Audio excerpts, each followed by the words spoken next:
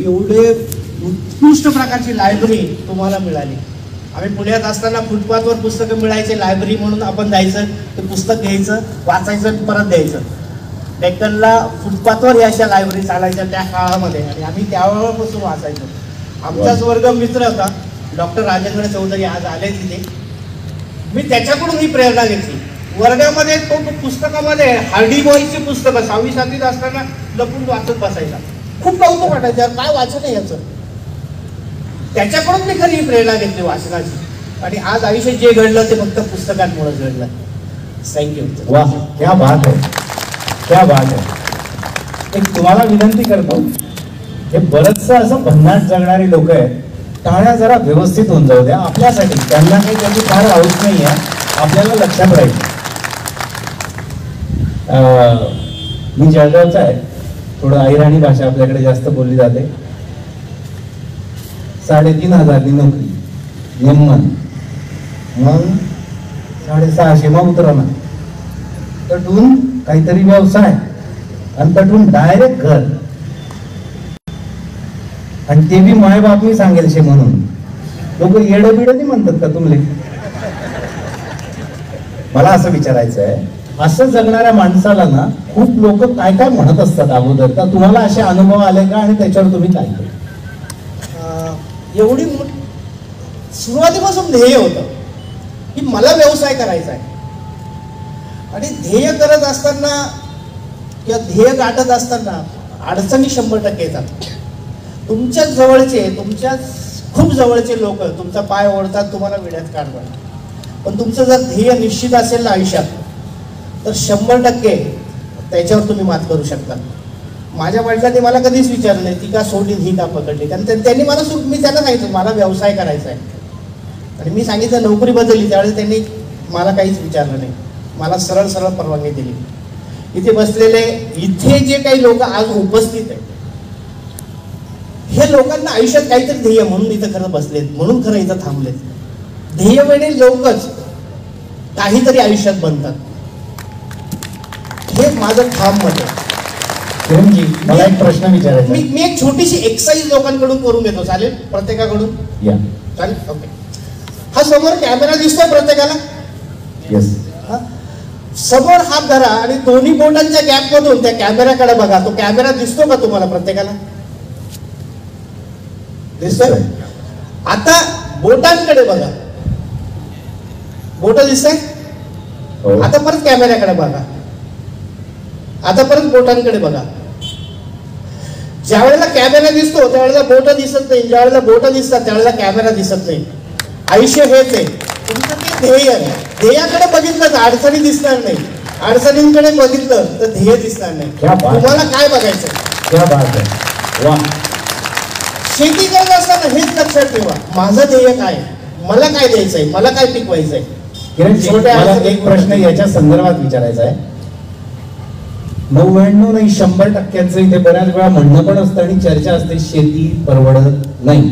पण शेती परवडू शकते का, आणि ते परवडण्यासाठी काय केलं पाहिजे हे थोडक्यात सांगा. नाही सांगताय का? तुम्हाला खरंच शेती करायची आहे का, आणि त्यातून खरंच पैसे मिळवायचे आहे का, हा स्वतःला प्रश्न विचारा. आणि जर त्याच्यातून पैसे मिळवायचे असेल तर तुम्हाला out of the box thinking करावं लागेल. मग मी जे काही पिकवतो त्याच्यामध्ये मला व्हॅल्यू ॲडिशन करावंच लागेल. तुमच्या एरियात मला वाटतं कापूस होतो, कापूस होतो. काय किलोने विकता कापूस? 4,000, 4,000, 4,500 रुपये, 8,000, 8 रुपये किलो, 80 रुपये किलो. हाच कापूस याच्यावर प्रक्रिया केल्यानंतर काय भावाने विकला जातो तुम्हाला काय अंदाज आहे? मेडिकल स्टोर मध्ये जा, उद्या कापसाचा हे घ्या, गॉज किंवा काहीतरी, लक्षात येईल की 40 टाइम्स त्याची किंमत वाढली आहे. 80,000 रुपयांनी तोच कापूस विकला जातो. काय केलं? तुमच्याच प्रोडक्टवर थोडंसं व्हॅल्यू ऍडिशन केलं. तुमच्या प्रोड्यूसवर तुम्ही व्हॅल्यू ऍडिशन करायला शिकवा. दुसऱ्याला का मोठं करताय तुम्ही? 8 महिने तुम्ही, 4 महिने, 5 महिने तुम्ही काम करता, तो फॅक्टरीवाला 8 तास काम करतो आणि तुमच्या मालाचे एवढे पैसे कमवतो, तुम्ही त्याला काय संधी देता? तुम्ही व्हॅल्यू ॲडिशन करा तुमच्या प्रोड्यूसमध्ये, बघा किती चांगले दिवस येतील तुम्हाला. सिंपल आहे. कापूस बनवता, व्हॅल्यू ॲडिशन करा. गहू ज्वारी करता, छोटं पॅकिंग करा, तुम्ही स्वतः मार्केटिंग करा. कशाला मार्केट कमिटीत जाता विकायला? 4 महिने तिकडे कष्ट करतात, 4 तास कष्ट करायला घाबरता. स्वतः मार्केटिंग करा, बघा किती पैसे होतात. सिंपल व्हॅल्यू ॲडिशन, दिस नो शॉर्टकट. किरणजी, याला लागून एक प्रश्न. तरुणांना आता पुढच्या 20-25 वर्षात शेतीमध्ये काय संधी? त्याचं कारण असं आहे, जायचं कोणाला शेतीत नाहीये, पण 50% शेतीत जावंच लागणार आहे. तुम्ही हो ना म्हणा अर्थात नाही म्हणा, कोणत्या मार्गाने ते माहित नाही अजून आपल्याला, म्हणून मी हा प्रश्न विचारलाय की शेवटचा प्रश्न आहे आपल्याला, की तरुण आता जे पुढे येऊ घातले ते कदाचित करतील वेगवेगळे प्रयत्न, पण यावं लागेल शेतीत. तर शेतीत अशा कोणत्या कोणत्या संधी तरुण मुलांना पुढे आहेत असं तुम्हाला वाटतं? जग खाल्ल्या बिगर जगूच शकत नाही. 3च व्यवसाय चालतात जगामध्ये, पोटावरचा, आरोग्याचा. हे 2 तर अत्यंत गरजेचं आहे. मेडिसिन फील्ड, मेडिकल फील्ड आणि फूड इंडस्ट्री आणि 3rd इज एज्युकेशन इंडस्ट्री. या 3 इंडस्ट्रीमध्येच मोठा वाव आहे. या 3 इंडस्ट्रीशी निगडीत सगळ्यात महत्त्वाची इंडस्ट्री ॲग्रिकल्चर इंडस्ट्री. या ॲग्रिकल्चर इंडस्ट्रीमध्ये तुम्ही out of the box thinking करून, प्रयोग करून चांगले उत्पादन जर घेतले तर 100% याच्यामध्ये तुम्हाला खूप चांगलं आयुष्य जगता येईल. शहराचं आयुष्य सगळं बेगडी आहे. ते 10 बाय 10च्या 2-4 खोल्या त्याच्यामध्ये आयुष्य काढतात. शेतकऱ्याचं तर तेवढं त्याच्या मजूर राहतो त्या खोल्यांमध्ये. एवढं ऐसपैस जगणं आहे आपलं. ते कुठंतरी एक 10 मीटर बाय 25 मीटरच्या स्विमिंग पूलमध्ये उड्या मारतो. आपल्याकडे तर नद्या आहे. आपल्यासारखं आयुष्यच कोणाचं नाही आहे. का नाव ठेवता? का स्वतःला कमी लेखता?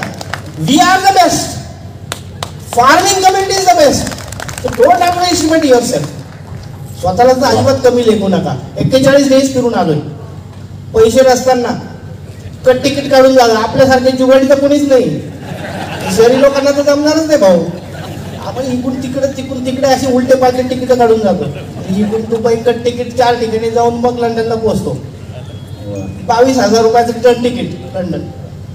लोक 60,000 65,000चं तिकीट काढतो. 1.5 महिना आधीच बुकिंग करायचं. जुगाडी आपल्यासारखा कोणी आहे का समाजात? शेतकरी जुगाडी. याच गोष्टी आपल्याला जमतात, त्यामुळे आपण यशस्वी होणार. डोंट वरी. वा वा, क्या बात आहे. मी आजपर्यंत इतक्या सकारात्मकतेने आपल्या शेती व्यवसायाबद्दल सांगणारा व्यक्तीच नाही पाहिला. मला जेवढी लोक भेटली ते असं म्हणतात, चेहरा पण तसा तुम्हाला कदाचित दिसणार नाही आता, जरा क्लोजअप घेता येईल का बघाल ना थोडस? हा, काय करतात तुम्ही? शेती करतो. शेती आहे. हा, ते शेती करतात, हे शेती व्यवसाय करतात. किरणजी, अत्यंत दुर्दम्य इच्छाशक्तीने, अत्यंत सकारात्मकतेने आणि सगळ्यात महत्वाचं पॅशनने एखादं काम केलं तर माणूस कुठल्या कुठे पोहोचू शकतो आणि किती प्रगती करू शकतो, त्याचं उत्तम उदाहरण म्हणजे किरणजी पाटील. एकदा जोरदार टाळ्या झाल्या पाहिजे. यानंतर मी आपल्या दुसऱ्या रत्नाकडे येतोय. किशोर मोरे साहेब आपल्या सोबत आहेत. मी यांच्याबद्दल जेव्हा वाचलं, हे प्रत्येकाबद्दलच मी जेव्हा वाचलं मला लक्षात आलं की खूप वेगवेगळ्या स्तरात वेगवेगळ्या पद्धतीने जीवन जगलेली माणसं आहेत. बऱ्याच वेळा एक सूर्य जसं पण डॉक्टर हॉस्पिटल बांधतो, काय काय करतो आणि शेवटपर्यंत ते करण्यामध्ये गुंतून राहतो. पण प्रत्येकाने वेगवेगळं आयुष्य शोधलंय. प्रशासकीय अधिकारी असलेले साहेब आता प्रायव्हेट फील्डमध्ये खूप चांगलं काम करतायत. मी त्यांना सांगेन की त्यांच्या प्रशासकीय प्रवासाबद्दल कमी आणि त्यांच्या आधीच्या जीवनाबद्दल त्यांनी एक 2 ते 3 मिनिटं आपला प्रवास सांगावा. आपल्याला सगळ्या 5 लोकांना सोबत तुमच्या समोर मला उघडून दाखवायचा आहे. मी त्यांना विनंती करीन त्यांनी हा प्रवास आधी सांगावा आणि मी नंतर काही प्रश्न त्यांना विचारतो. नमस्कार. पण सुरुवातीला जसं सर्वांनी सुरुवातीला सांगितलं होतं की आमचा प्रवास हा एक ग्रामीण भागातून सुरू झाला. तर आमचे सर्व विद्यार्थी, आम्ही एकाच वर्गातले, एका खेडेगावातून आम्ही पब्लिक स्कूलला गेलो आणि आमचं भाग्य असं की त्या पब्लिक स्कूलमध्ये आम्ही 12 वर्ष शिकल्यानंतर आयुष्यातलं एक दिशा आम्हाला निश्चितपणे त्या शाळेमधून मिळालेली आहे. आणि मग विशेष उल्लेख करायचा म्हणजे जसं आपण म्हणतो पब्लिक स्कूलमध्ये शिकल्यानंतर काही गोष्टी आपल्याला ज्या बाहेरच्या जगातल्या कळाल्या त्याच्यातलं महत्त्वाचं म्हणजे या स्पर्धा परीक्षा म्हणजे डॉक्टर नितीन करी जे आता या ठिकाणी आपले प्रमुख अतिथी होऊन आहेत या आम्ही दोघं एका शाळेमध्ये एकाच हाऊसमध्ये होतो. आमच्याकडे हाऊस सिस्टीम असायची आणि अतिशय वाचनाची आवड आम्हाला दोघांनाही होती. अर्थात ते आमच्या हाऊस लायब्ररीचे ते इन्चार्ज असायचे आणि पुस्तकं आणणं नेणं याबद्दल आम्हाला खूप एकमेकाला मदत करायची त्यावेळेस सवय होती.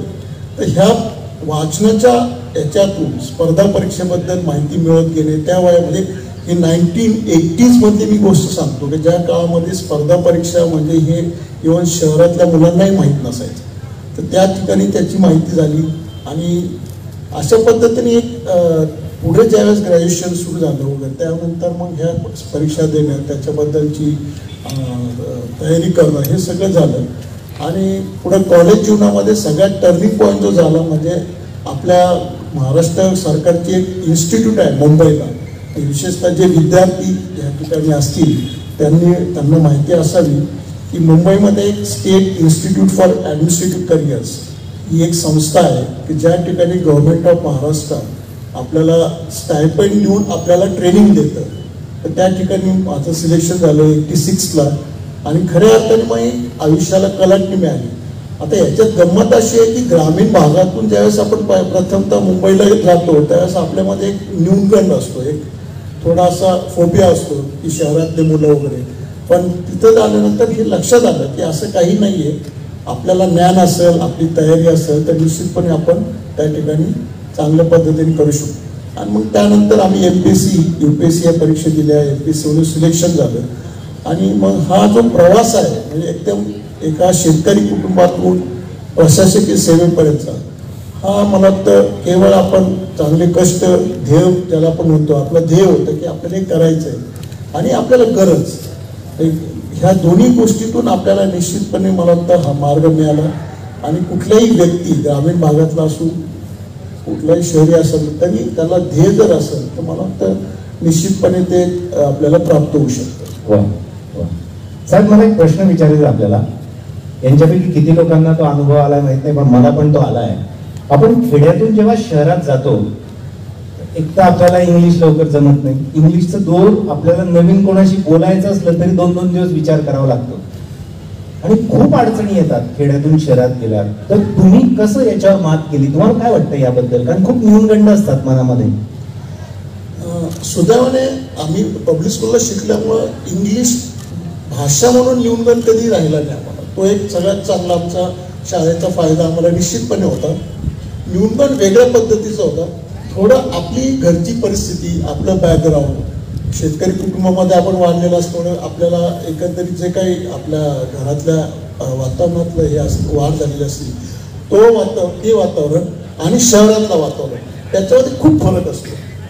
कदाचित आता त्या गोष्टीचा आपल्याला हसू येईल पण त्यावेळेस आपण त्या वयामध्ये आपल्याला निश्चितपणे भीती असते. अरे शहरातली मुलं आहेत चांगलं एकदम मॉडर्न लँग्वेज किंवा मॉडर्न जगणं कपडे घालणं कपड्यांपासून जरी आपण म्हटलं तर बारीक बारीक गोष्टीचा परिणाम निश्चितपणे होतो. पण मला वाटतं ह्या ठिकाणी जेवढे तरुण मंडळी आहेत त्यांना सगळ्यांना हे मी आता हे सांगू इच्छितो की असं काही नसतं. शहरी किंवा ग्रामीण हे फक्त म्हणण्यासाठी आहे. आता तर काळ इतका बदललाय की आता ग्रामीण भागातही असं काही फारसं राहिलेलं नाही. तर मला तर हा न्यूनगंड सुरुवातीला फक्त हा मोड ऑफ म्हणजे मला पर्सनॅलिटी म्हणते नॉट ऑफ थिंकिंगच्या बाबतीत आमच्या शाळेने आम्हाला निश्चितपणे परिपक्व बनवलं. वा. मला एक प्रश्न तुम्हाला मी काढून ठेवलाय आपल्यासाठी. असं खूप लोकांना वाटतं की खूप गरिबी होती हो नाही तर आम्ही पण पुढे गेलो असतो. ठीक आहे आम्हाला फार शाळा मिळाल्या नाही आमचे आई वडील शिकलेले नव्हते आम्हाला कोणी फार सांगणारं नव्हतं. तर तुम्हाला वाटतं साहेब गरिबीमुळे माणूस मागे राहतो? तर हा गरिबीपेक्षा व्यक्तीच्या विचारांमुळे माणूस मागे राहू शकतो. गरिबी हा काही कारण होऊ शकणार नाही. कारण आता आम्ही ज्या ठिकाणी आम्ही शिकलो जरी आम्ही पब्लिक स्कूलमध्ये असलो तरी घरची परिस्थिती त्यावेळेस बेताचीच होती. आणि मला आजही आठवतं जसं मानसिंग पवारांनी सांगितलं की आमचे स्वर्गीय विलासराव आठरे ह्या व्यक्तीने म्हणजे मी उदाहरण माझ्या बाबतीत सांगायचं ठरलं तर मला वाटतं 5वीला असताना मला घरच्यांनी काढायचं ठरवलं, कारण त्यावेळेस फी भरायची होती वर्षाला. आम्हाला साधारण 2,000 रुपये वर्षाला फी होती. तर ती भरण्याची ऐपत निवडून वडील आमचे सरांना भेटले, प्रिन्सिपल सरांना, आणि सांगितलं मला मुलाला काढायचं. तर आमच्या तिथे एक मला आठवलं आपल्या शाळेचं तिथे एक आंब्याचं झाड होतं बाहेर सेंटरला, सरस्वती देवीच्या समोर. तर तिथं त्या झाडाखाली आम्ही उभं होतो. सरांना भेटले वडील आणि त्यांनी सांगितलं, तर सरांनी सांगितलं नाही, तो वर्गात चांगल्या मार्काने पास होते, that was in 5th standard, आणि आपण त्याला स्कूल स्कॉलरशिप देऊ and then let him continue. I think मला वाटतं माझं खरं शिक्षण जे झालं ते सरांमुळेच झालं. प्रॉब्ली भगवान वगैरे स्कॉलर्स नंतर आले, पण I must have been the first school scholar. 5वी ते 12वी मी फक्त 1,000 रुपये मला भरायला लागायचे. त्यामुळं स्कॉलरशिप मिळणं हा एक भाग, पण त्याच्यापेक्षा नंतर म्हणजे मी जे आपल्याला सांगू इच्छितो की परिस्थिती वाईट असल्यामुळं काही फारसं फरक पडत नाही. मी कॉलेजला जाताना आय वॉज टीचिंग, म्हणजे मी 8वी 9वी 10वी एक इंग्लिश मिडियम स्कूल होती, अशी जशी स्कूल आहे एक स्कूलमध्ये मी शिक्षक म्हणून रुजू झालो गावातल्या आमच्या स्कूलमध्ये. मी FY SY TY 3 वर्ष शिकवताना सकाळी कॉलेज करायचो आणि दुपारी शिकवायला जायचो. त्यामुळे पूर्ण वेळ 3 वर्ष मी चांगली म्हणजे स्कूल टीचर म्हणूनही काम केलं. B.Ed नव्हतं, खाजगी शाळा होती, त्यामुळे त्यांना B.Edची आवश्यकता नव्हती. पगार तर 100 रुपये वगैरे द्यायचे ते महिन्यात त्यावेळेस. पण that was a turning point, because त्यावेळेस 8वी 9वी 10वीचा इतिहास इंग्लिश हे विषय शिकवण्यामुळे निश्चितपणे MPSCच्या किंवा UPSCच्या परीक्षा देताना मला त्याचा खूप फायदा झाला. So that was I think मला 86ला मी जेव्हा त्या इन्स्टिट्यूटला गेलो तर त्या इतिहासामध्ये मी त्या इन्स्टिट्यूटमध्ये टॉपर होतो. म्हणजे मला तो एक न्यूनगंड जो होता ती फर्स्ट प्रिलिम ज्यावेळेस त्या इन्स्टिट्यूटमध्ये घेतली गेली तर आम्हाला कधी वाटलं नव्हतं की आपण हिस्ट्री विषयात टॉपर असू. I was a topper in SIC. वा, मला खूप महत्वाची गोष्ट आहे इथे नमूद करायची आहे. ते म्हणतात की माणूस कधीच यशस्वी अथवा अपयशी हा परिस्थितीमुळे होत नाही. झालाच, पुढे गेलाच किंवा मागेच राहिला तर तो मनस्थितीमुळे मागे राहू शकतो. आणि पैशांच्या गरिबीपेक्षा विचारांचीच गरिबी माणसाला मागे करते. खूप छान, एकदा जोरदार टाळ्या झाल्याचं पाहिजे साहेबांसाठी. यानंतर मी येतोय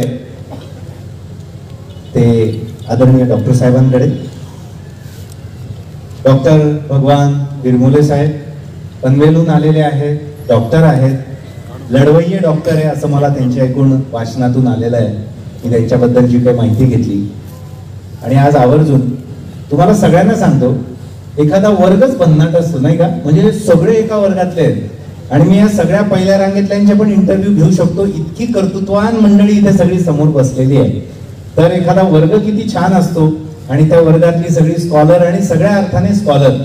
मार्कांनी स्कॉलर ठरत नाही, कारण किरणजी सांगत होते ते सगळं नंतर ठरतं. म्हणजे 10वी 12वी तर काही होत नाही हे आपल्याला आता लक्षात आलं असेल. मी डॉक्टर साहेबांना विनंती करतो त्यांनी आपल्याबद्दल विशेषतः आपल्या शालेय प्रवासाबद्दल आधी आपल्याला मेडिकल पर्यंत जे आपलं शिक्षण झालं त्याबद्दल डॉक्टर साहेब सांगावं अशी मी आपल्याला विनंती करतो. सर्वप्रथम माझा आपल्या सर्वांना नमस्कार. तसेच श्री बापू किंवा मानसिंग पवार यांचे मी फार आभार मानतो, कारण त्यांनी मला एवढ्या लांबून माझा मान सन्मान ठेवून मला इथे बोलवलं. तर माझी सुरुवात, माझा जन्म आहे एका छोट्याशा खेडेगावातला, जिथे फक्त 50 घरं होती, अतिशय दरीमध्ये आहे, त्याच्यामध्ये रस्ताही नव्हता आणि मी 7वीपर्यंत शिक्षण गेलो. त्यावेळी लाईट पण नव्हता. ते पहिली ते 3री माझं शिक्षण त्याच गावातल्या शाळेत झालं. माझे वडील प्रायमरी टीचर होते आणि छोटीशी 1-2 एकराची बाग होती. तिथून त्यांनी असा निर्णय घेतला की याला आता आपण तालुक्याच्या ठिकाणी पाठवावं. तालुक्याचं ठिकाण 5 किलोमीटर लांब होतं. वडिलांकडे एकच सायकल होती. तर त्या तालुक्याच्या ठिकाणी मी 4थी ते 7वी 5 किलोमीटर दररोज चालायचं, जायचं आणि दररोज परत यायचं. पावसाळ्यात नदीला पूर आला की जायला रस्ता नव्हता. मग गावातला कोणतरी माणूस खांद्यावर घेऊन आम्हाला पलीकडे सोडायचं, मग चालत जायचं. आता आमचं व्हिजन असं काहीच नव्हतं. तिथे गावात कुठेतरी कारकुनाची नोकरी नंतर व्हायची, तेच आमचं ध्येय होतं, तेच आमच्या समोर आदर्श होतं. पण वडिलांना ते मान्य नव्हतं. ते शाळेत शिकत असल्यामुळे माझे आजोबा किंवा माझे आधीचे सध्या बिरादरीतले लोक शेतमजूर होते किंवा गिरणी कामगार होते. वडिलांनी 7वी पर्यंत मला अशी काही पुस्तकं आणून द्यायचे आणि ते पुस्तकं वाचून हा माणूस कसा झाला बघ, किंवा शाळेत खूप पहिला नंबर येणारी काही विद्यार्थ्यांची मला पेपर आणून दाखवायचे, हे बघ तो आज हे वाचलं, त्याने हा एवढे मार्क मिळवले. मग माझी स्फूर्ती जागृत व्हायची की आपण काहीतरी केलं पाहिजे. पण 7वीत त्यांनी मला एका परीक्षेला बसवलं. मला माहित नव्हती कुठली परीक्षा आहे ती. त्या परीक्षेतनं मला त्यांनी सांगितलं की आता आपल्याला मुंबईतला एक परीक्षेला जायचं आहे. 7वीत मी फर्स्ट टाइम प्रथमच मुंबईत आलो. मुंबई म्हणजे काय हे कधी ते फर्स्ट टाइम बघितलं, आणि ते पण एका गिरणीच्या चाळीत. मला एका छोट्याच खोलीत माझ्या नातेवाईकडे थांबलो. दुसऱ्या दिवशी परीक्षा झाली, तिसऱ्या दिवशी आम्ही गावी परत आलो. आणि 1 महिन्यानंतर मला राष्ट्रीय दिल्लीच्या गव्हर्नमेंटकडनं एक पत्र आलं की तुम्हाला असं शाळेसाठी पूर्ण मोफत शिक्षण तुमचं 12वी पर्यंत केलं जाईल. जाण्याचा खर्च, राहण्याचा खर्च, तुमचं टूथपेस्ट. पण म्हटलं आपण ह्या गावात मराठी मीडियम इंग्लिश मीडियम जाणार. त्यांनी मला प्रवरा पब्लिक स्कूलचं नावाचं पत्र पाठवलं. तर प्रवरानगर कुठे आहे मला माहित नव्हतं. आम्ही त्या पूर्ण महाराष्ट्राचा नकाशा आणला. प्रवरानगर कुठे आहे, जायचं कसं, म्हणजे 5 वेळा एसटी करून 2 दिवसाचा प्रवास करून आम्ही प्रवरानगरला पोहोचलो. तिथे कल्चर शॉक होता. मालवणच्या शहरातल्या शाळेमध्ये आमची सगळी साधारण मंडळींची मुलं शिकायची. इथं आल्यावर मी बागायतदार, कारखानदार, राजकीय नेत्यांच्या पुढाऱ्यांच्या समवेत मी टेबलवर बसायलाही मला अवघड व्हायचं. मग आम्ही एका कोपऱ्यातल्या बेंचवर बसायचो. इंग्लिश काय बोलायचे समजायचं नाही, फक्त शिक्षकाच्या तोंडाकडे बघायचं. माझ्याकडचे सगळ्या विद्यार्थ्यांची मुलं दर रविवारी पेरेंट्स त्यांना भेटायला यायचे. खाऊचे बॉक्सेस आणायचे, गाड्या असायच्या, आम्ही त्यांच्याकडे बघत बसायचो. मला घरची आठवण यायची, पण त्यांना एवढं लांबून दर महिन्याला येणं शक्य नव्हतं. 3-4 महिन्यांनी कधीतरी यायचे, पत्र पाठवायचे इन्स्पिरेशनची की तू तर हळूहळू शिकशील. पण 3 महिन्यानंतर मी त्यांना कळवलं मला काय तर राहणं शक्य नाही, मला जमत नाही, तुम्ही मला घेऊन जा. मग ते शाळेमध्ये आले आणि यांनी जसं सांगितलं विलासराव वाटरे आपले जे प्राचार्य होतं त्यांनी वेगळं काउन्सिलिंग केलं. आणि मग त्याच्यानंतर मी थांबलो. मग त्यांनी आमच्यासाठी वेगळं इंग्लिश टीचर बनवले, आमच्यासाठी खूप मेहनत घेतली. त्या शिक्षकांनी तो माझा टर्निंग पॉईंट होता. तिथले शाळेतले शिक्षक आणि विलासराव वाटरे यांनी मला थांबवल्यामुळे मी आज जे काही सुपर स्पेशालिस्ट 2 नावाजलेलं रुग्णालय चालवतोय, तो आत्मविश्वास सगळा तिथून सुरू झाला.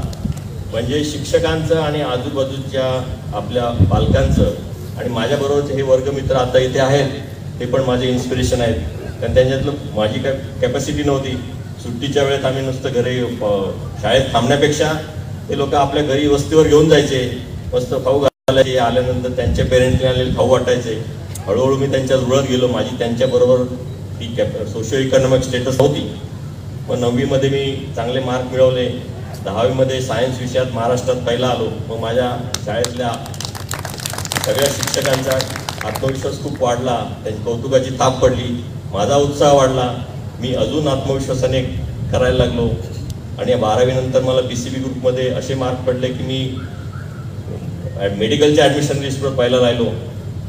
आता हे शिक्षण झाल्यानंतर मला तिथेही काय पैशाची व्यवस्था नव्हती, पण मला मार्क चांगले मिळाल्यामुळे तिथे गव्हर्नमेंटच्या ABC स्कॉलरशिप मिळाली, पूर्ण पुस्तकं फ्री मिळाली. आणि तिथे गेल्यावर परत दुसरा कल्चर शॉक होता. कारण शहरातली 25-30 मुलं बोर्डामध्ये आलेली, फाडफाड इंग्लिश बोलणारी, कॉन्फिडंटली वावरणारी अशी होती. आणि त्यांच्यासमोर आता आपण आपला पेहराव अतिशय असा गावठी गावरान दिसत होता. आणि काय मार्क फ्लूकने मिळाले असतील याला, काय या गेल्या वर्षी हा होता, त्याने 2 वेळा अटेम्प्ट मारले, याला काय जमतील, असं ऐकायला आल्यानंतर मी मनाने विचार केला, अरे असं झालं तर आपलं कसं व्हायचं. मग पहिल्या दिवसापासून मी जो अभ्यास अगदी आपण आत्मसात करायचंच हे ज्ञान, असं करून मी जी सुरुवात केली. करियर साहेब मला 1 वर्ष ज्युनियर होते, पण त्यांच्यानंतर मी तो असा केला की प्रत्येक विषयात मी मार्क मिळवत गेलो, युनिव्हर्सिटी रँक्स मिळवत गेलो. आणि मग माझं मेडिकल कॉलेजमध्ये पण माझं नाव झालं. त्याच्यानंतर मी स्पेशलायझेशन केलं. स्पेशलायझेशनमध्ये सर्जरीची आवड होती, सर्जरी केली, कॉम्प्लिकेटेड सर्जरी करायला लागलो. मग सुपर स्पेशलाइजसाठी मुंबईला सेट GSKM हॉस्पिटलमध्ये प्रवेश घेतला. माझा शरीरशास्त्रामधला इंटरेस्ट वाढला. मी तिथं दिवस रात्र मी 3 वर्ष मेहनत केली. एवढं की रुग्णांसमवेत कायम वेळ घालवायचो, प्रत्येक शस्त्रक्रियेत भाग घ्यायचो आणि आज त्यामुळे मी कुठलीही कॉम्प्लिकेटेड शस्त्रक्रिया एकटा स्वतः माझ्या असिस्टंटला घेऊन करू शकतो. माझं आज 50 बेडचं रुग्णालय आहे. दिवसाला 3-4 शस्त्रक्रिया मी करतो. माझ्याकडे मुंबईतले नावाजलेले शल्यविशारद येतात, सगळ्या दुसऱ्या स्पेशालिटीज आहे आणि मलाच कधी कधी विचारतात, सर आहे आता आपण हे कसं करायचं. तर मी त्यांना सांगतो, मी तुमच्या पाठीशी उभा आहे, आपल्याला करायचंच आहे. रुग्ण हा कुठे गेला तर त्याच्याशी ते आपल्याला पूर्णपणे बांधून घ्यावं लागतं. तो आपला शरीराचा आपल्या कुटुंबाचा भाग आहे. त्यानं प्रचंड विश्वासानं आपलं शरीर आमच्या हातात दिलेलं असतं. त्याच्या शरीरावर चाकू चालवायचा, त्याला सेवा द्यायची, म्हणजे दाखल झाल्यापासून सुरुवात शेवटपर्यंत त्याला फोनवर पण आम्ही 2 वाजता पण मी फोनला अवेलेबल असतो. त्यामुळे विश्वास वाढवला गेला. त्यामुळे माझ्याकडे बऱ्यापैकी रुग्ण शस्त्रक्रियेसाठी येतात. आता माझं हॉस्पिटल जरी असेल तर याच्यापेक्षाही ते मोठं सुसज्ज करावं ही माझी मानस आहे आणि मी ते करेन लवकरच. आणि मी ते समाजासाठी ते वाहून देईन. कारण माझ्या आता करिअर तरी माझं उतारवय असलं तरी कोणी ना कोणी ते चालवेल. आणि आपण जसं बापूसाहेबांनी आपल्या वडिलांबद्दल त्यांचं स्वप्न पुढे साकार केले, त्यांचं नाव ठेवलंय, तसं ठेवण्याची माझी इच्छा आहे. आणि याचबरोबर आता माझा आत्मविश्वास, पहिला जो न्यूनगंड होता तो आता अति आत्मविश्वासात परिवर्तित झालेला आहे आणि मी कुठल्याही परिस्थितीला सामना देऊ शकतो. वा वा. डॉक्टर साहेब, इतकं सातत्याने मेरिट कसं राहतं? म्हणजे 5वी 10वी पासून ते थेट MBBS MD DM काय सगळ्या डिग्र्या घेऊन आणि कामामध्ये, तर काय याचं काय सिक्रेट काय तुमच्या वैयक्तिक याच्यात तुम्ही इतकं सातत्य ठेवण्यासाठी काय करता ते थोडक्यात सांगा. सातत्य एवढं आहे की जो विषय मी घेईन किंवा म्हणजे मेडिकल करिअर मधला असो, आपल्या MBBS शाळेतला असो, तो विषय पूर्ण मनापासून समजून घ्यायचा. त्याच्यातलं शेवट खोलात जाऊन खोलात त्याच्यातलं ज्ञान प्राप्त करायचं. आणि ते प्राप्त केल्यानंतर आपण कुठलाही प्रश्न आला की त्या प्रश्नाला आपण उत्तर तयार असतं. थोडक्यात त्याचं जे फाउंडेशन आहे, जो पाया आहे, तो मजबूत झाला तर कुठलीही बिल्डिंग 15 मजली 50 मजली असो ती वादळात पण हलणार नाही. तसं मी त्या प्रत्येक विषयाचं फाउंडेशन एवढं स्ट्रॉंग केलं, म्हणजे आम्हाला ऑपरेशन करताना शरीराच्या अॅनाटॉमीची आवश्यकता असते. कुठली नस कुठे जाते, किती लांब असते, किती वेळात असते, याचं ज्ञान एवढं पक्कं केलं की त्यामुळे ऑपरेशन करणं सोपं जातं.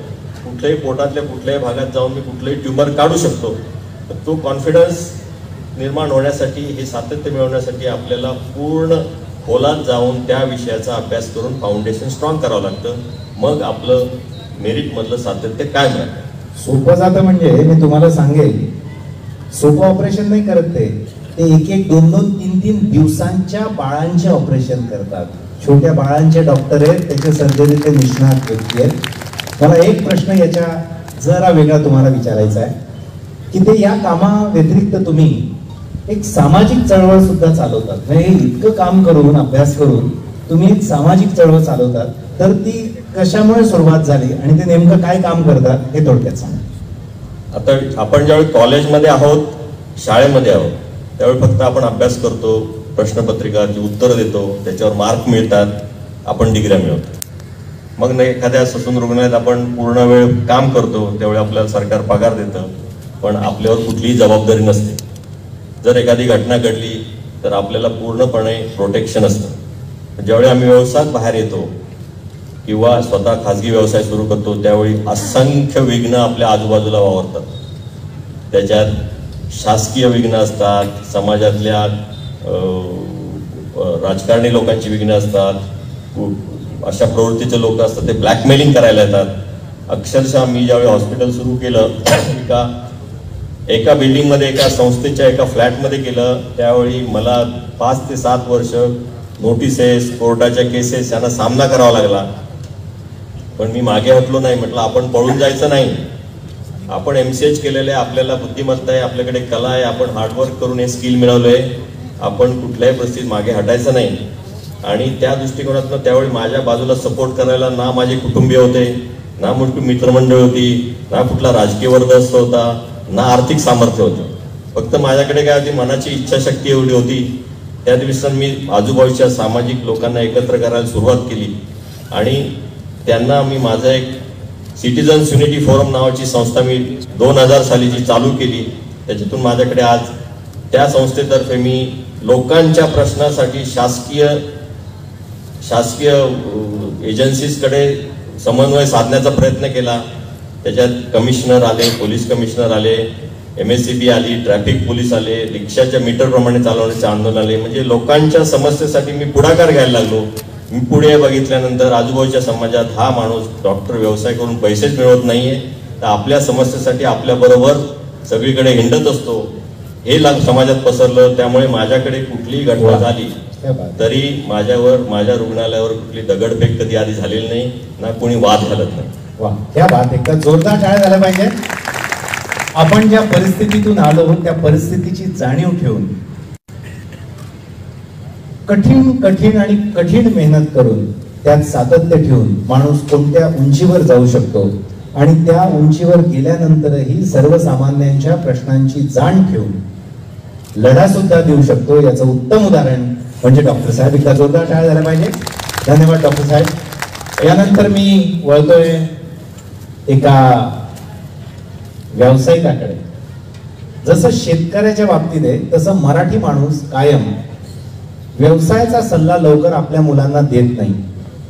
आपल्याला मागच्या 20 वर्षात असं झालंय की नोकरीला, आणि त्यात शासकीय नोकरी लागली तर याच्याहून काहीच चांगलं नाही असं म्हटलं जातं. पण मी आदरणीय निखिलजी बस्सेंबद्दल गेले 4-8 दिवस जरा जो काही वाचतोय, अभ्यास करतोय, एक अतिशय उत्तम व्यवसायामध्ये प्रगती केलेलं व्यक्तिमत्व आज आपल्या सोबत आहे. मी त्यांना विनंती करीन, निखिलजी आपण थोडक्यात आपला प्रवास सांगावा आणि नंतर मी आपल्याशी संवाद साधेन. नमस्कार. महाजन साहेबांनी फार अवघड सांगितलंय. 60 वर्ष 3 मिनिटात सांगायचे. थोडं जास्त बोललं चालेल ना? बरं, 4 मिनिट. माझे वडील शेतकरी कुटुंबातले, पिंपळगाव जवळ आमचं गाव आहे शिंदवड. आई नाशिकची. आणि माझं जे काही शिक्षण झालं हे फार 2-3 ठिकाणी झालं. म्हणजे पहिली ते दुसरी मी मराठीत केलं. दुसरीत आमच्या आई वारल्यामुळे वडिलांनी हॉस्टेलला टाकलं, ते म्हणजे नाशिकला. पण ते इंग्लिश मीडियम होतं. इंग्लिश मीडियम होतं तर ते म्हणे नाही, आम्हाला त्यांना तिसरीत नाही घेता येणार, दुसरीतच ठेवावं लागेल. त्यामुळे मी दुसरीचा स्पेशालिस्ट आहे. एकदा मराठीत केलंय आणि एकदा इंग्लिशमध्ये केलेलं आहे. आणि त्याच्यानंतर कोल्पेवाडीला एक पब्लिक स्कूल सुरू झालं. वडील तिथं साखर कारखान्यावर केमिस्ट होते, त्यामुळे त्यांनी मला तिथं बोलून घेतलं. त्यांची बदली झाली संगमनेरला, म्हणून मग मला प्रवरा पब्लिक स्कूलला टाकलं. आता हे किती जरी त्रासाचं वाटलं तरी आता मागं बघितल्यावर असं लक्षात येतं की हॉस्टेलमध्ये गेलो, वडिलांची बदली झाली म्हणून प्रवरा पब्लिक स्कूलला पोहोचू शकलो. हे माझ्या आयुष्यात खूप चांगल्या घडलेल्या गोष्टी आहेत. तो आपल्या आयुष्यात प्रॉब्लेम्स किंवा वाईट घडत असतील तरी त्याचा पुढे चालून खूप चांगला परिणाम होऊ शकतो असं मला वाटतं. तिथनं मी कॉलेजला गेलो, ते कॉलेज ऑफ इंजिनिअरिंग पुण्याला शिकलो. तिथे माझे पार्टनर वगैरे होते, असं म्हणता येईल रूममेट्स वगैरे. तर सगळ्यांनी ठरवलं नाही आपण पुढे चालून बिझनेस करू. पण कॉलेजमधनं निघायला काही शक्य होत नाही. पण त्यावेळेस खूप शिकायची हौस असते. त्यावेळेस कम्प्युटर्स एकदम नवीनच येत होते. तर कम्प्युटर्स कसे बनतात हे ते शिकायचं. पण भारतात काही खूप कंपन्या नव्हत्या. पण ठाण्यामध्ये एक व्यक्ती तो कम्प्युटर्स असेंबल करून विकायचा. वडिलांची त्याच्याशी ओळख होती, कारण तो साखर कारखान्यांना पण कम्प्युटरायझेशन करून द्यायचा. तर मी त्याच्याकडे कामाला लागलो. पण तो म्हणे की मला काही परवडत नाही, तेव्हा मी पगार देणार नाही. तर जसं किरणनी कमी पगारात एक नोकरी पकडली, मी तर फुकटातच नोकरी करत होतो. 2 वर्ष जाऊन शिकल्यानंतर मग वडील म्हटले नाही, आता कुठेतरी चांगलं 2 पैसे तरी तू स्वतः कमव. मग तिथेच एक इलेक्ट्रॉनिक्सच मॅन्युफॅक्चरिंग कंपनी होती.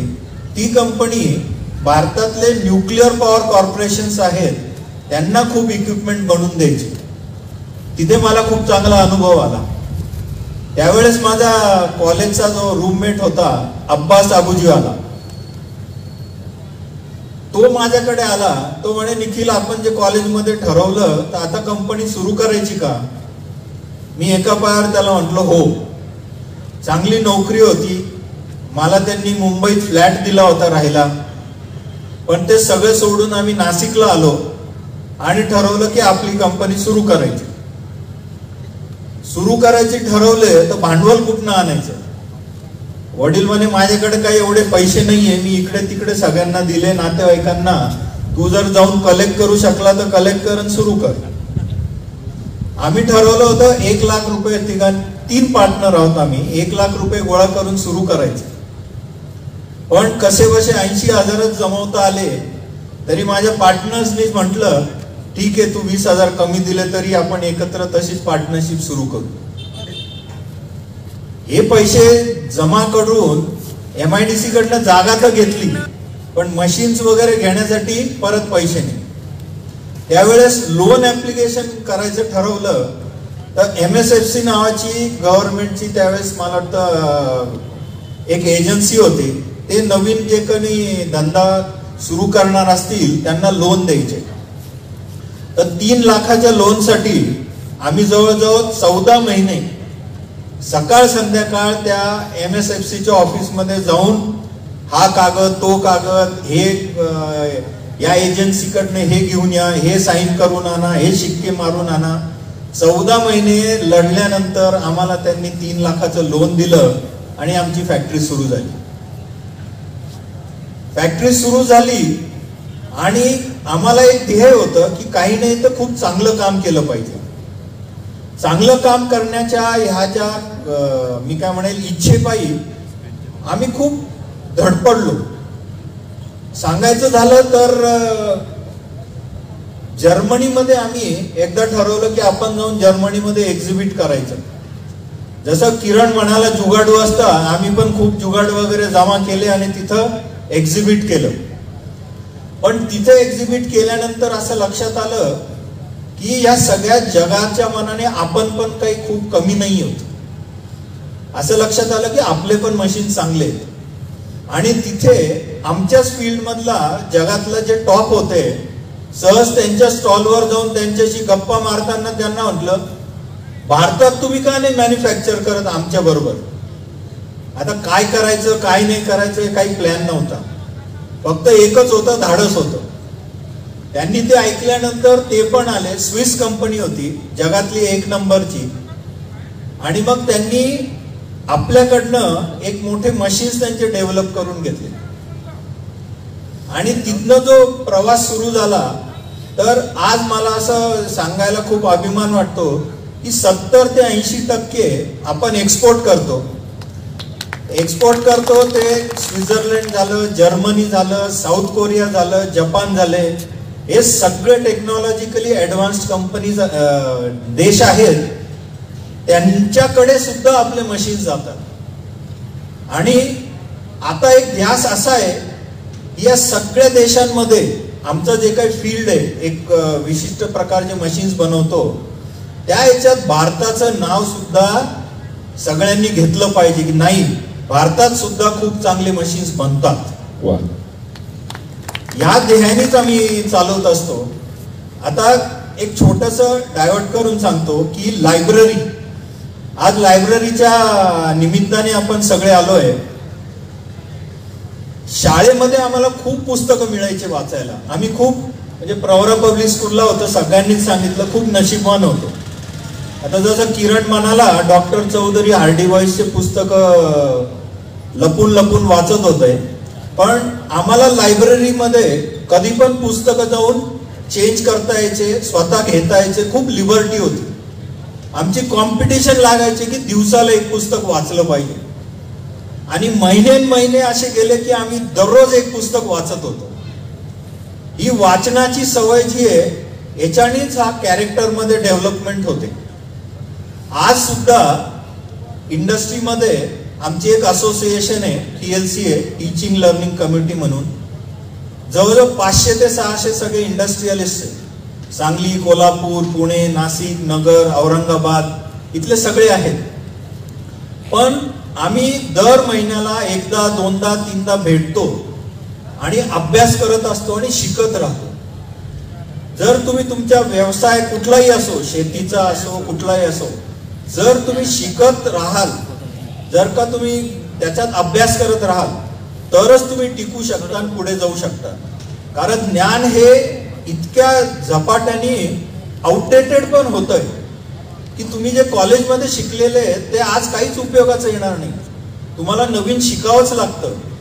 आणि त्यासाठी माध्यम जर म्हटलं ते पुस्तकं झाले, एकमेकांना भेटणं झालं, हे वेगवेगळे माध्यम आहे.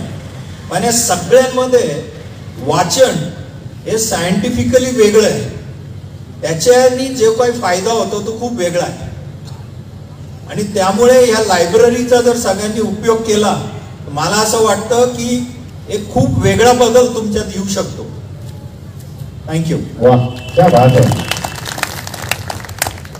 मला आपण जो पुस्तकांचा विषय घेतला, म्हणजे तुम्ही दर दिवसाला एक पुस्तक ना, का वेब सिरीज होतं ते काही नव्हतं तसं? हा, पुस्तक म्हणजे सिरियल नाही बघायची होती, पुस्तक बघायचं होतं. मी त्यांच्याकडे येण्याच्या अगोदर मी विसरेल म्हणून सांगतो, बापूंनी इतकं चांगलं इथे खरं तर सगळ्यात सर्वात महत्वाचं काही असेल उभारलंय तर कन्नडला ती वास्तू उभारली आहे. असा एक संकल्प करता येईल का आपल्याला परिवाराचा?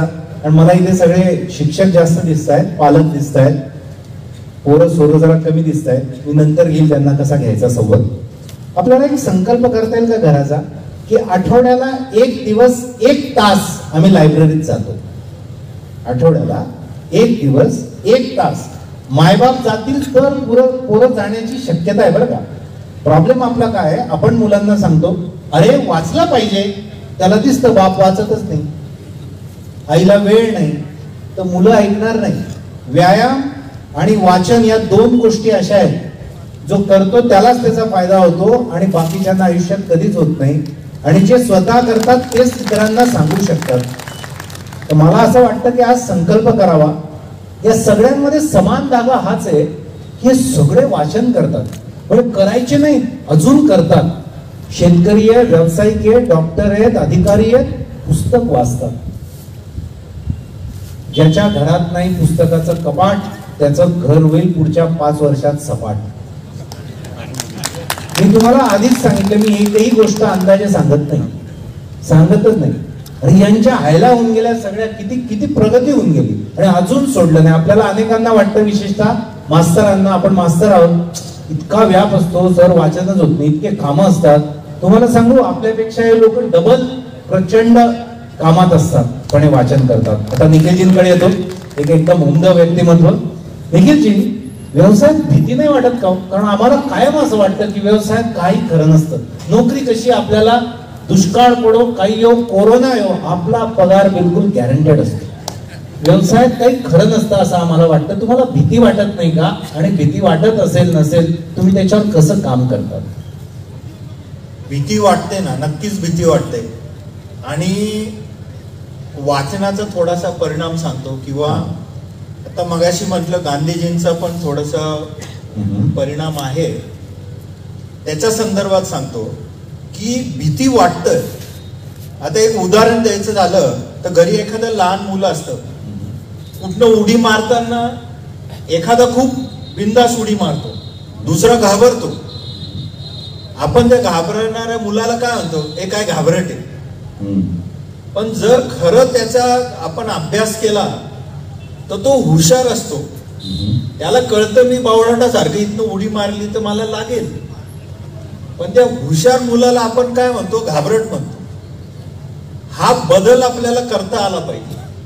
बरं, दुसरं झालं, घरी काहीतरी बिघडलं किंवा मोडलं किंवा कोणीतरी काहीतरी चूक केली, तर आई असतील, वडील असतील किंवा शिक्षक असतील, जेव्हा येऊन विचारता हे कोणी केलं, तू केलं का, तर एखादा कबूल करतो, हो मी केलं. आपण काय म्हणतो, काय वेळ आहे, कबूल केलं. पण जेव्हा गांधीजींचं व्यक्तिमत्व मी वाचलं होतं, मला सर्वात जर कोणी धीट वाटला असेल ना तर गांधीजी वाटले होते. कारण मी खरं बोलतोय. आता सर मला रट्टे तरी देतील किंवा वडील काहीतरी बदडवतील तरी, पण या माराचा त्या व्यक्तीला भीती वाटत नाही, तो खरा शूर. पण जो घाबरून खोटं बोलतो आपण त्याला हुशार म्हणतो, आणि जो खरं बोलतो त्याला बावळट म्हणतो.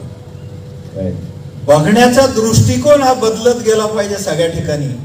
ह्या वाचनाने मला शिकवलंय की हा दृष्टिकोन कुठला बरोबर आहे कुठला चुकीचा आहे. आता तुम्ही विचारलंय म्हणून थोडं वाचनावरच सांगतो, चालेल ना? येस, नक्की. जर का ज्ञान आपल्याला घ्यायचं असेल तर वाचन करणं, कोणाशी तरी गप्पा मारणं किंवा टीव्ही मोबाईल मधनं बघणं, हे 3 खूप सोपे आणि कॉमन मार्ग आहेत. या तिघांमध्ये वाचन हा श्रेष्ठ का बरं आहे, हा आपण कधी विचार केला का? एक छोटं उदाहरण देतो मी. एक तुम्हाला जस्ट गोष्ट सांगतो. एक राजा होता, उंच पुरा, मस्त सुंदर कपडे घालायचे, बूट, कपडे, ज्वेलरी, मुकुट त्याचा हे होता.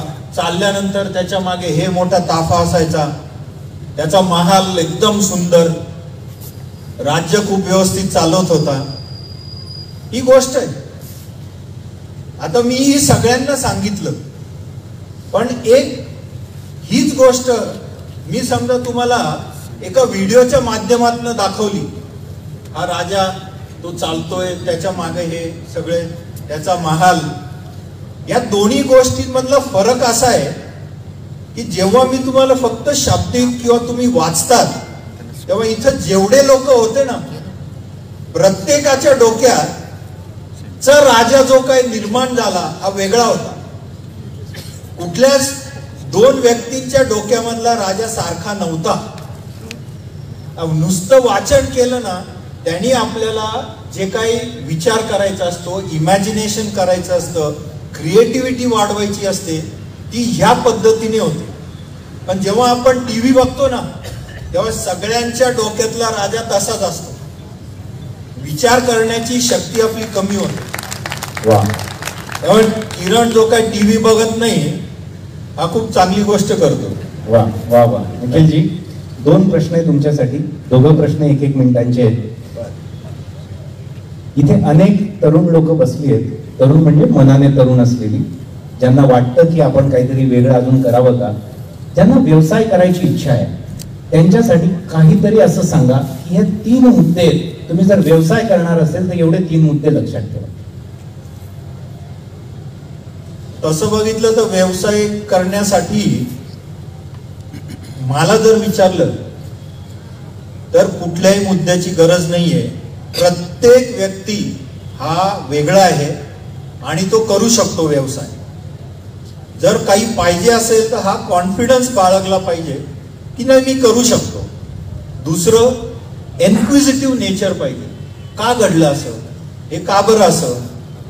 जेव्हा आपण जास्ती एन्क्विजिटिव्ह होतो त्यावेळेस आपण खूप विचार करायला लागतो, आणि ह्या विचार करण्याच्या याच्यातनं आपल्याला समाजात जे काही प्रॉब्लेम्स असतील, अडचणी असतील, हे दिसायला लागतं.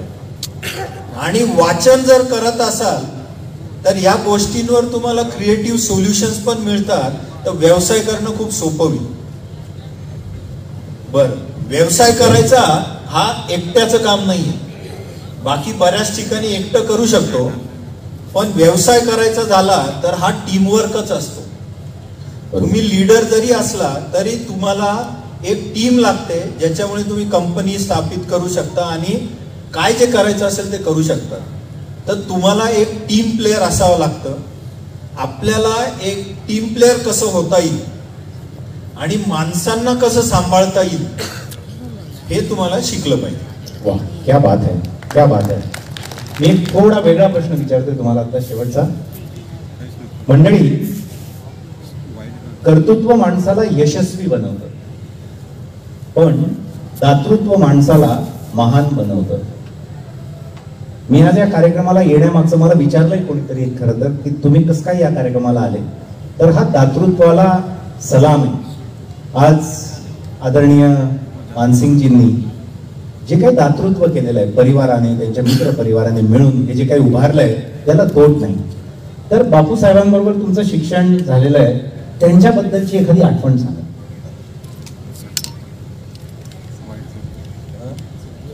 हो, चांगलीच सांगायचं. बापू साहेबांचं सांगायचं म्हणजे तो प्रत्येक व्यक्तीची खूप काळजी घेतो. म्हणजे आता आमच्या वर्गात 40 लोक जरी असले, आज सुद्धा तुम्ही जस्ट एक ऑब्झर्व केला असेल की एवढे सगळे होते. आम्ही जरी 5 चीफ गेस्ट होतो तरी सगळ्यांना वागवताना त्यांनी कोणाला वेगळं वागवलं नाही. सगळ्यांना अरे तू ये, अरे तू ये, अरे तू ये. ही जी सगळ्यांना एकत्र घेऊन जाण्याची कला आहे आणि कुठल्याही व्यक्तीला मोठा किंवा छोटा न समजता तो जसं ट्रीट करू शकतो, मला वाटतं ही खूप सुंदर त्याची किंवा खूप मोठा स्वभावाचा भाग येतो. त्या भाग आपण आपल्या पॅशनने काय निर्माण करू शकतो आणि एकत्र येऊन 3 पार्टनर एकत्र येऊन कसं विश्व निर्माण करू शकतो याचं उत्तम उदाहरण म्हणजे निखिलजी बस्ते. एकदा जोरदार त्यांच्यासाठी टाळ्या द्या.